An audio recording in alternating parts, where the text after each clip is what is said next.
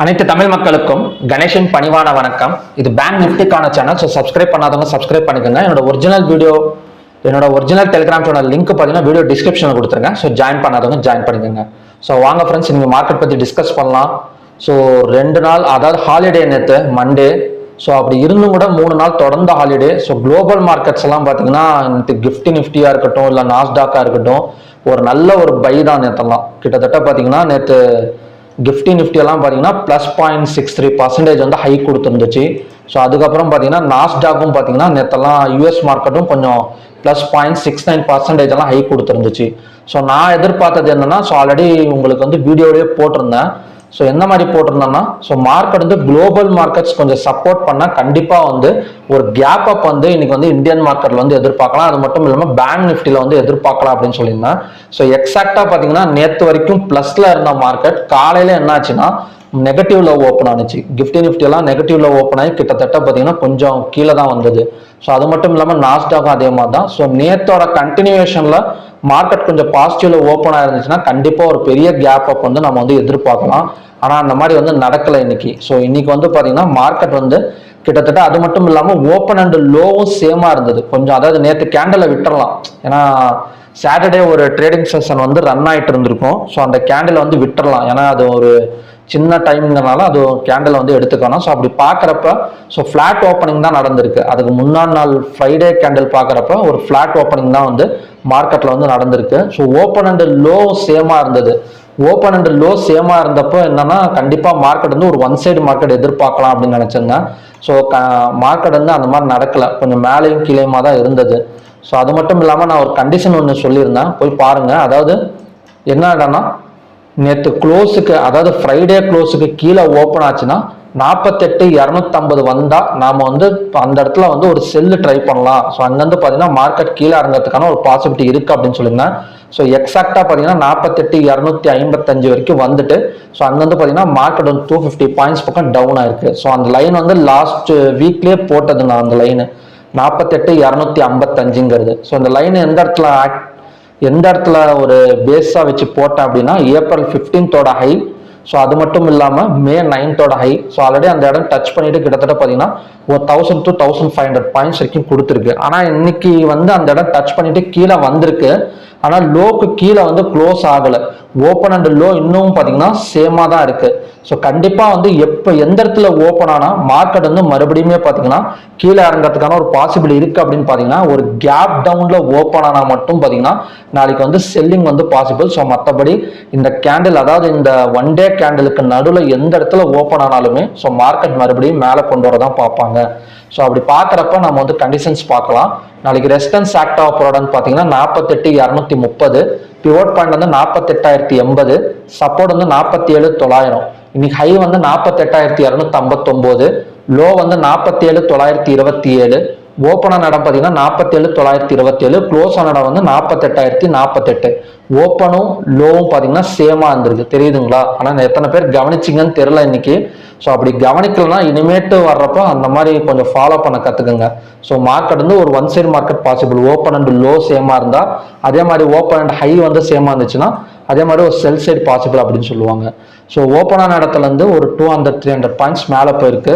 So அது மட்டும் இல்லாமல் ஓப்பனான இடத்துக்கு பக்கத்தில் தான் வந்து மார்க்கெட் வந்து க்ளோஸ் ஆயிருக்கு. ஸோ இன்னுமே பார்த்தீங்கன்னா கொஞ்சம் பையிங் ப்ரெஷரில் தான் பார்த்தீங்கன்னா மார்க்கெட் வந்து இருக்கு. ஆனால் இன்னைக்கு வந்து 2 சைடுமே கலந்த மாதிரி முடிச்சிருக்கிறாங்க.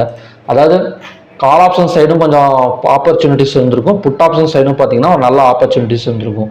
நான் ஃபர்ஸ்ட் ஹாஃப் சி ட்ரை பண்ணேன். ஸோ செகண்ட் ஹாஃபும் அப்படியே போகும்னு நினச்சிருந்தேன். ஆனால் அந்த இடத்துல 48,255 வந்துட்டு ஸோ மார்க்கெட் அங்கேருந்து பார்த்தீங்கன்னா கொஞ்சம் கீழே வந்து டவுன் ஆயிருக்கு. ஸோ அப்படி பார்க்குறப்ப ஃபர்ஸ்ட் கண்டிஷன் படி ஒரு கேப் டவுனில் ஓப்பன் ஆனால் மட்டும் நம்ம அந்த இடத்துல புட் ஆப்ஷன் வந்து ட்ரை பண்ணலாம். ஃபார் எக்ஸாம்பிள் இன்னைக்கு லோ வந்து 47,927. ஸோ கேப் டவுனில் ஓப்பன் ஆனால் இந்த இடம் வந்து உடஞ்சிடும். நாளைக்கு இந்த லோவும் ஓப்பனும் சேமாக இருக்கிற இடம் வந்து கட் பண்ணிட்டு கீழே வந்துடும். ஸோ கண்டிப்பாக அந்த இடத்துலேருந்து டார்கெட் எவ்வளோ போட்டுக்கலாம் அப்படின்னு பார்த்தீங்கன்னா, ஸோ அடுத்த சப்போர்ட் வந்து 47,750 வரைக்கும் இருக்குது. நிறைய சப்போர்ட் இருக்குங்க, அவசரப்படாதீங்க. மார்க்கெட் வந்து புட் ஆப்ஷன் கால் ஆப்ஷன் கலந்த மாதிரி தான் போயிட்டு இருக்கும். அதாவது பை அண்ட் செல் வந்து கலந்த மாதிரி தான் போயிட்டு இருக்கும். ஸோ 7,750 ஒரு சப்போர்ட் இருக்கு. அது மட்டும் இல்லாம 47,300 ஒரு சப்போர்ட் இருக்கு. அதனால பார்த்து கொஞ்சம் ட்ரேட் பண்ணிக்கோங்க. ஸோ இறங்கும், அதாவது கேப் டவுன்ல ஓப்பன் ஆனால் கொஞ்சம் இறங்கும். எவ்வளவு தூரம் இறங்கும் பார்த்தீங்கன்னா 47,750 வரைக்கும் டார்கெட் போட்டுக்கலாம். அவ்வளோ தூரம் போதும், அதுக்கு மேலே ட்ரை பண்ண வேணாம். ஸோ ரெண்டாவது கண்டிஷன் படி பிட்வீன் பிவோட் அண்ட் சப்போர்ட்ல ஓப்பன் ஆச்சுன்னா இந்த சப்போர்ட் வந்ததுக்கு அப்புறம் தாராளமா வந்து 5 minutes candle green colour candle போட்டதுக்கு அப்புறம் நாம வந்து பை சைடு வந்து போகலாம். அதோட டார்கெட் வந்து பிவோட் பாயிண்ட் ஃபர்ஸ்ட் டார்கெட், அப்புறம் பார்த்தீங்கன்னா ரெசிஸ்டன்ஸ் வந்து ரெண்டாவது டார்கெட். ஸோ மூணாவது கண்டிஷன் படி between resistance and pivot open ஆச்சுன்னா ஸோ நாளைக்கு ரெசிஸ்டன்ஸும் இன்னைக்கு ரெசிஸ்டன்ஸும் சேம் இடம் தான். ஸோ அது மட்டும் இல்லாமல் ஹையும் கரெக்டாக இருக்கு. ஸோ அந்த இடம் வந்ததுக்கு அப்புறம் 15 minutes candle red colour candle form ஆனதுக்கு அப்புறம் புட் ஆப்ஷன் சைடு போனோம்னா ஸோ அங்கிருந்து பார்த்தீங்கன்னா 47,900 வரைக்குமே வரதுக்கான ஒரு பாசிபிலிட்டி இருக்கு. ஸோ இதுதான் பார்த்தீங்கன்னா பேங்கிங்கான நாளைக்கு கண்டிஷன், பேங்க் நிஃப்டிக்கான கண்டிஷன்ஸ்.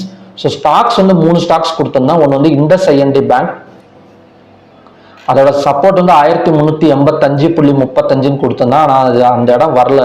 ஸோ கொட்டாக் பேங்க்ல வந்து 1698 எல்லாம் பார்த்தீங்கன்னா ஒரு ஸ்ட்ராங் ரெசிஸ்டன்ஸ் அப்படின்னு சொல்லியிருந்தேன்.